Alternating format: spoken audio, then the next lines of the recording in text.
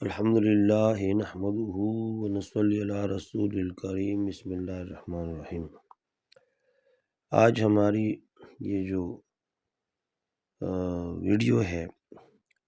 نبی علیہ الصلوۃ والسلام کے ادب اور علماء کے ادب کے بارے میں ہے۔ چنانچہ اللہ تعالیٰ سورۃ حجرات میں فرماتے ہیں اعوذ باللہ من الشیطان الرجیم بسم اللہ الرحمن الرحیم یا ایہا الذین آمنوا لا تقدموا بین یدی اللہ ورسولہ واتقوا اللہ ان اللہ سمیع علیم۔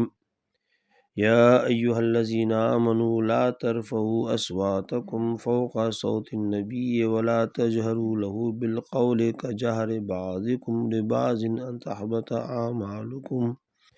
وانتم لا تشعرون۔ ان الذین یغضون اصواتهم عند رسول اللہ اولئک الذین امتحن اللہ قلوبهم للتقوی لهم مغفرۃ واجر عظیم۔ ان الذین ینادونک من وراء الحجرات اکثرهم لا یعقلون۔ صدق اللہ العظیم۔ یہ سورۃ حجرات کی آیات ہیں جو میں نے آپ کے سامنے پڑھی۔ اس کا ترجمہ یہ ہے، اے لوگو جو ایمان لائے، اللہ اور اس کے رسول صلی اللہ علیہ وسلم کے آگے پیش قدمی نہ کرو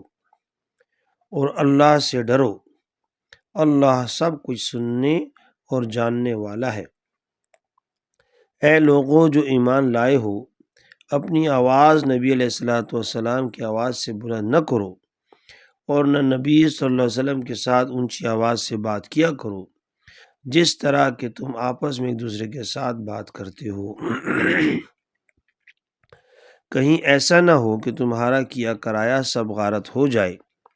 اور تمہیں خبر بھی نہ ہو۔ جو لوگ رسول خدا صلی اللہ علیہ وآلہ وسلم کے حضور بات کرتے ہوئے اپنی آواز پست رکھتے ہیں، وہ در حقیقت وہی لوگ ہیں جن کے دلوں کو اللہ نے تقوی کے لیے جانچ لیا ہے، ان کے لیے مغفرت ہے اور اجر عظیم ہے۔ اے نبی صلی اللہ علیہ وسلم، جو لوگ تمہیں حجروں کے باہر سے پکارتے ہیں ان میں سے اکثر بے عقل ہیں۔ تو دوستو اور بزرگوں، اس آیت میں اللہ تعالیٰ نے ہمیں نبی علیہ الصلوۃ والسلام کے کچھ آداب کے بارے میں بتایا۔ اس آیت کا شان نزول اس طرح ہے، امام بغوی رحمۃ اللہ علیہ نے بروایت قتادہ رضی اللہ عنہ ذکر کیا ہے کہ قبیلہ بنو تمیم کے کچھ لوگ جو کہ آپ صلی اللہ علیہ وآلہ وسلم کی خدمت میں حاضر ہوئے تھے، یہ دوپہر کے وقت مدینہ میں پہنچے جبکہ آپ صلی اللہ علیہ وسلم کسی حجرے میں آرام فرما رہے تھے۔ یہ لوگ آداب معاشرت سے ناواقف تھے، انہوں نے حجرات کے باہر ہی سے پکارنا شروع کر دیا، اخرج الینا یا محمد، اخرج الینا یا محمد۔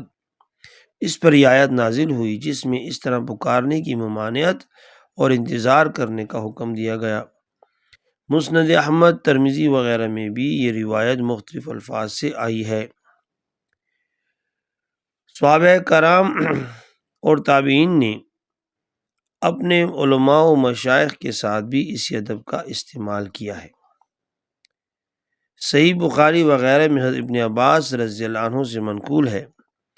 کہ جب میں کسی عالم صحابی سے کوئی حدیث دریافت کرنا چاہتا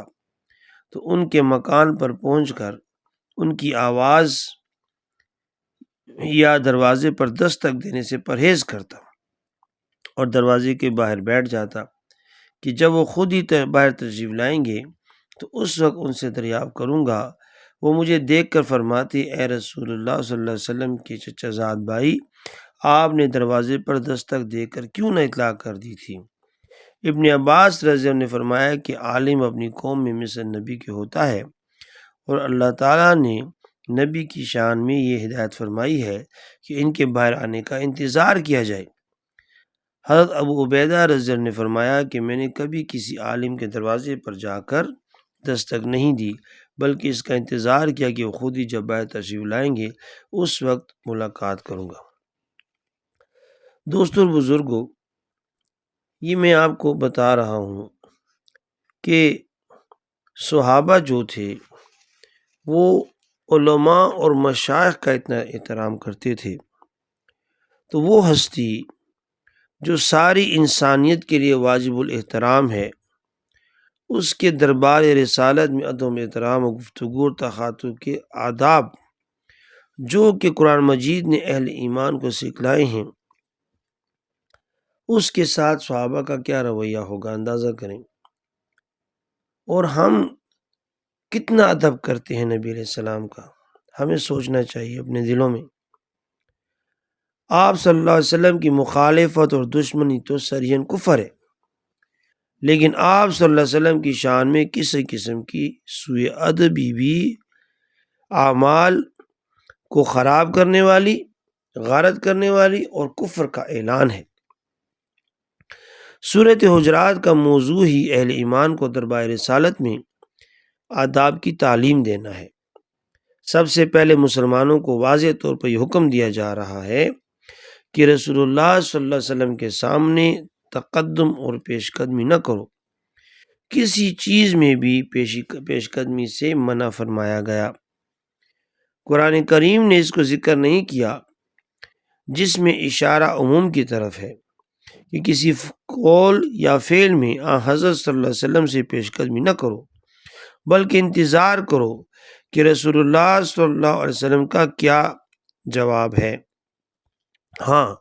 آپ صلی اللہ علیہ وسلم ہی کسی کو جواب کے لیے مامور فرما دیں تو وہ جواب دے سکتا ہے۔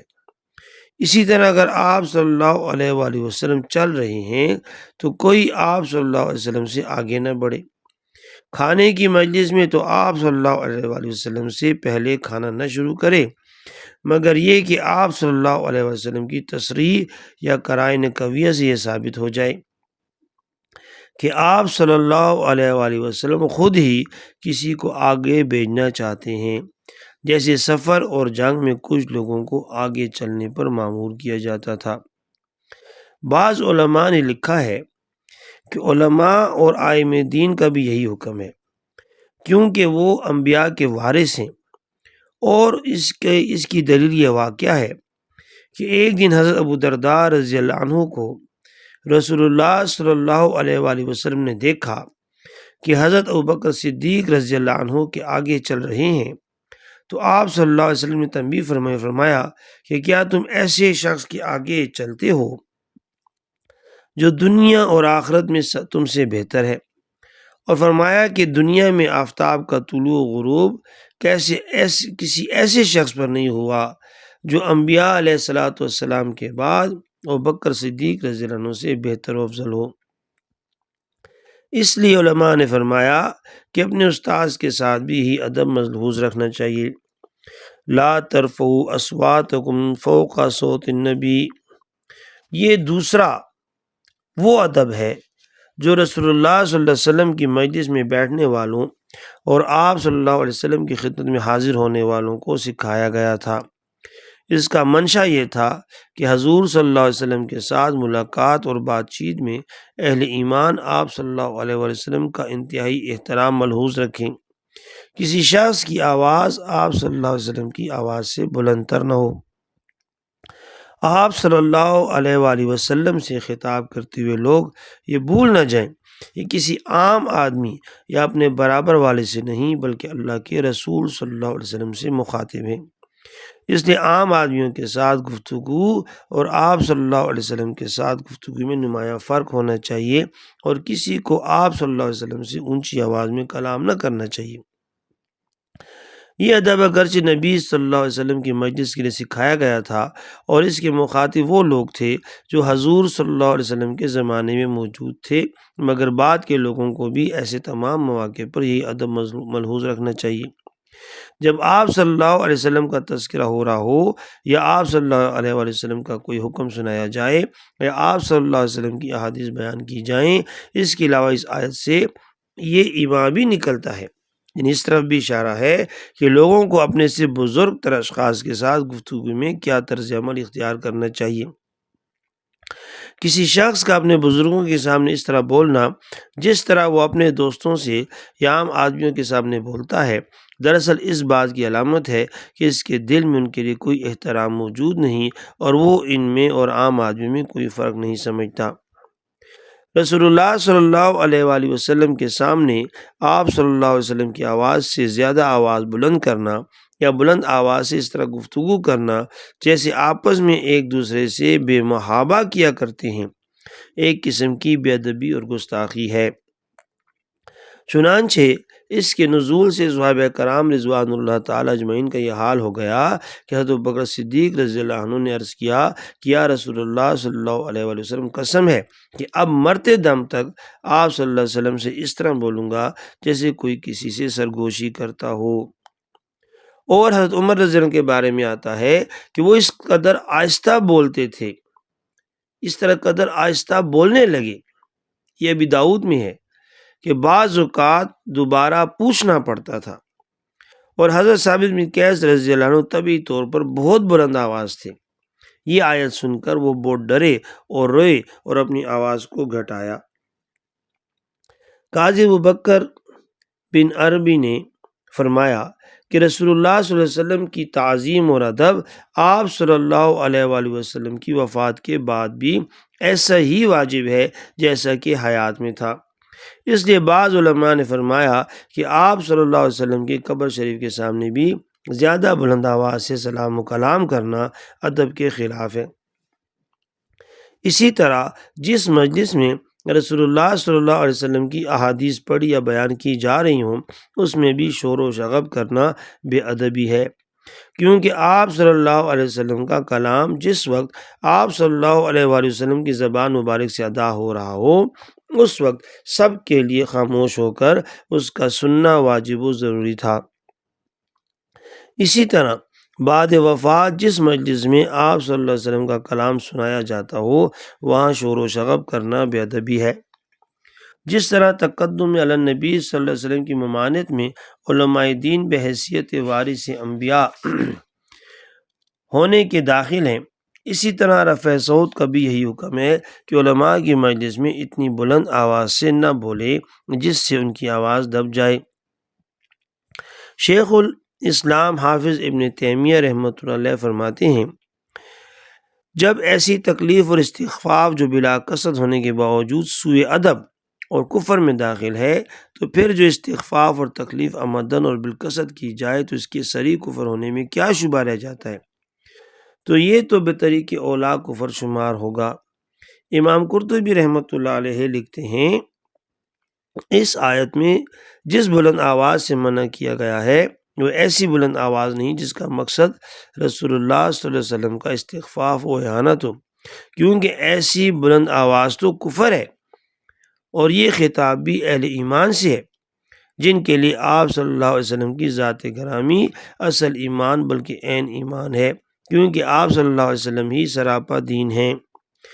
علامہ آلوسی رحمۃ اللہ علیہ لکھتے ہیں یہ مسلمہ قاعدہ ہے کہ رسول اللہ صلی اللہ علیہ وآلہ وسلم کو کسی قول یا فعل کے ذریعے تکلیف پہنچانا کفر ہے جس سے انسان کے تمام اعمال ضائع ہو جاتے ہیں، لہذا ایسے اعمال سے بھی منع فرمایا گیا جس سے آپ صلی اللہ علیہ وسلم کو اذیت پہنچنے کا احتمال ہو۔ ان الذین ینادونک من وراء الحجرات اکثرهم لا یعقلون، اس آیت میں نبی کریم صلی اللہ علیہ وسلم کا ایک تیسرا ادب سکھایا گیا کہ جس وقت آپ صلی اللہ علیہ وسلم اپنے اماکان اور آرام گاہ میں تشریف فرما ہوں اس وقت باہر کھڑے ہو کر آپ صلی اللہ علیہ وسلم کو پکارنا، خصوصاً گوار پن کے ساتھ کہ نام لے کر پکارا جائے، یہ بے ادبی ہے، عقل والوں کی یہ کام نہیں۔ حجرات حجرہ کی جمع ہے، لغت میں حجرہ ایک چار دیواری سے گرے ہوئے مکان کو کہتی ہیں جس میں کچھ صحن ہو، کچھ مسقف عمارت بنی ہو۔ نبی صلی اللہ علیہ وسلم کی ازواج مطہرات مدینہ مطیبہ میں 9 تھیں، ان میں سے ہر ایک کے لیے ایک حجرہ الگ الگ تھا جس میں آپ صلی اللہ علیہ وسلم باری باری تشریف فرما ہوتے تھے۔ ابن سعد نے لکھا ہے کہ حجرات کھجور کی شاخوں سے بنے ہوئے تھے، اور ان کے دروازوں پر موٹے سیاہ ان کے پردے پڑے ہوئے تھے۔ امام بخاری رحمۃ اللہ ادب مفرد میں امام بہقی نے داؤد بن قیس سے روایت کیا ہے، وہ کہتے ہیں کہ میں نے ان حجرات کی زیارت کی ہے، میرا گمان یہ ہے کہ حجرے کے دروازے سے مسقف بیت تک 6-7 ہاتھ ہوگا، اور بیت 10 ہاتھ اور چھت کی اونچائی 7-8 ہاتھ ہوگی۔ یہ حجرات امہات المومنین ولید بن عبد الملک کی حکومت میں ان کے حکم سے مسجد نبوی میں شامل کر دیے گئے۔ مدینہ میں اس روز لوگوں پر بہت زیادہ گریہ و بکا طاری تھا۔ تو دوستو بزرگوں، اللہ تعالی ہم سب کو نبی علیہ السلام کا انتہائی کمال ادب کرنے کی توفیق عطا فرمائے، اور آپ صلی اللہ علیہ وسلم کی سنتوں پر چلنے اور اس کے مطابق زندگی گزارنے کی توفیق عطا فرمائے۔ جزاک اللہ خیرہ۔